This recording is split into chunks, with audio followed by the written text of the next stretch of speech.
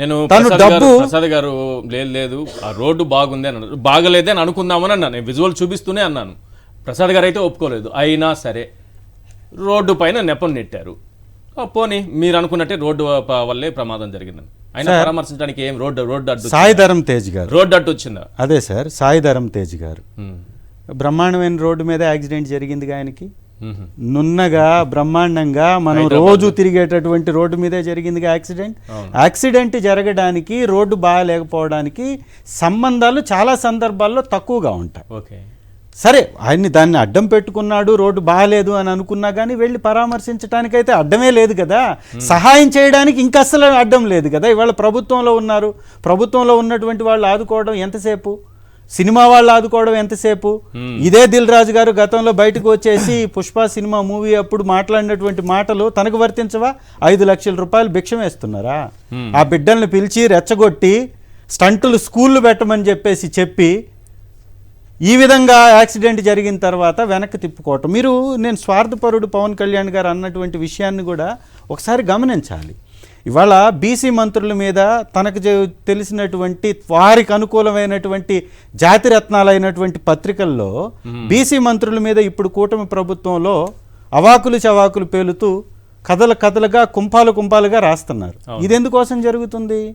పవన్ కళ్యాణ్ గారు అన్నగారికి మంత్రి పదవిలో చోటు ఇవ్వాలి, మంత్రి స్థానాన్ని కట్టబెట్టాలి, దానికి ఎవరో ఒకరిని బలి చేయాలి కదా. ఒక నిర్దిష్టమైన ప్రణాళిక ప్రకారం అమలు పరిచే దానిలో భాగంగా జరిగేటటువంటి అంశాలు ఇవన్నీ కూడా. మీరు ఒక్కటంటే ఒక్కటి ఈ ఓడ విషయంలో కూడా అది వాళ్ళ నాయకులు చేసినటువంటి తప్పిదాన్ని కప్పిపుచ్చటానికి చేసినటువంటి కుటిల ప్రయత్నమే తప్ప ప్రజల కోసం చేసిందేముంది?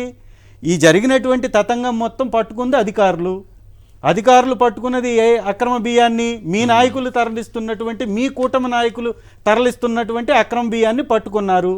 ఈ అపవాదు మొత్తం మీ ప్రభుత్వానికే వస్తుంది కాబట్టి అక్కడెళ్ళి మళ్ళీ స్వార్థ రాజకీయం చేశాడు తప్ప ఇంకోటి కానే కాదు. అంటే పవన్ కళ్యాణ్ గారి యొక్క విషయంలో వారి ఇవాళ అనుభవిస్తున్నటువంటి పదవి కూడా ఎస్సీ ఎస్టీ బీసీ మైనారిటీలకి 5 మందికి దక్కినటువంటి పదవిని ఆయన అనుభవిస్తున్నారు ఇవాళ పవన్ కళ్యాణ్ గారు. ఆ డిప్యూటీ చీఫ్ మినిస్టర్ హోదా మేమిచ్చినది అది.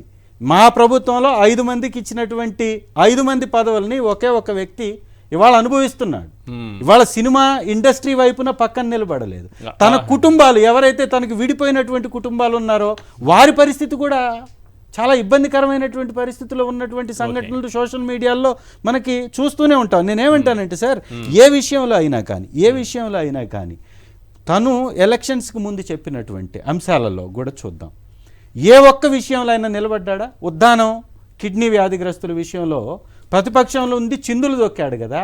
ఇవాళ ఆరోగ్యశ్రీని ఆపివేస్తుంటే ఎక్కడికి వెళ్ళి తొంగున్నాడు? ఆరోగ్యశ్రీని ఆ సేవలకి 3,000 కోట్లు మీరు చేసినటువంటి 1,19,000 కోట్ల అప్పులో నుంచి కట్టలేరా? గత ప్రభుత్వం మీద నెట్టేయడం అంటే గత ప్రభుత్వంలో మీ ప్రభుత్వంలోని బకాయిల్ని చెల్లించినటువంటి చరిత్రను మీరు ఎందుకు మర్చిపోతున్నారు? అంటే ఇది ఒక కంటిన్యూడ్ ప్రాసెస్. ఆరోగ్యశ్రీ అనేటటువంటి వ్యవస్థ కొనసాగుతూ వచ్చింది. అది రాజశేఖర్ రెడ్డి గారు పెట్టిన తర్వాత ఆ తర్వాత కాలంలో కొనసాగుతూ వచ్చినటువంటి దాన్ని మీరు ఈరోజు నిర్వీర్యం చేస్తున్నారంటే పేదవాడి పట్ల మీకున్నటువంటి చిన్న చూపేందో చులకన చూపేందో ఇది స్పష్టంగా అర్థమవుతుంది. చంద్రబాబు నాయుడు గారి సంపద 931 కోట్లకి ఎగబాగితే ఆనందపడ్డటువంటి ఈ పవన్ కళ్యాణ్ గారికి అంతే కదా. ఆనందపడకపోతే ట్వీట్లు వేయాలిగా. జగన్మోహన్ రెడ్డి గారి సంపద పెరిగినప్పుడు ట్వీట్లతోటి విరుచుకు పడిపోయినటువంటి పవన్ కళ్యాణ్ గారు, చంద్రబాబు గారి సంపద ఈ దేశంలో 31 మంది ముఖ్యమంత్రులు ఉంటే 630 కోట్లు అందరిది కలిపి అయితే ఒక చంద్రబాబు నాయుడు గారిది 931 కోట్లు. మరి ఆనందపడకపోతే ట్వీట్లు వేయాలి కదా, విమర్శించాలి కదా, అడగాలి కదా. ఏ వ్యాపారం చేశారు సార్, ఏ విధంగా సంపాదించారు సార్, మీరు ఇంత స్థాయిలోకి రావడానికి కారణమైనటువంటి సీక్రెట్ ప్రజలకు చెప్తే ప్రజలందరూ కూడా సంపద సృష్టిలో భాగస్థులు అవుతారు కదా అని చెప్పొచ్చు కదా. ఇవాళ పెన్షన్దారులను కూడా సార్, పెన్షన్దారులని మా ప్రభుత్వం దిగిపోయేటప్పుడు మేలో 65,49,000 మంది పెన్షన్దారులు ఉంటే ఇప్పుడు 63,77,000 మంది, దాదాపుగా 1,77,000 మంది పెన్షన్దారులని తొలగించినటువంటి కుటిల చీటింగ్ ప్రభుత్వం ఈ ప్రభుత్వంలో డిప్యూటీ చీఫ్ మినిస్టర్ గారు. ఇంకో 7 లక్షలు పోతుంది. మీరు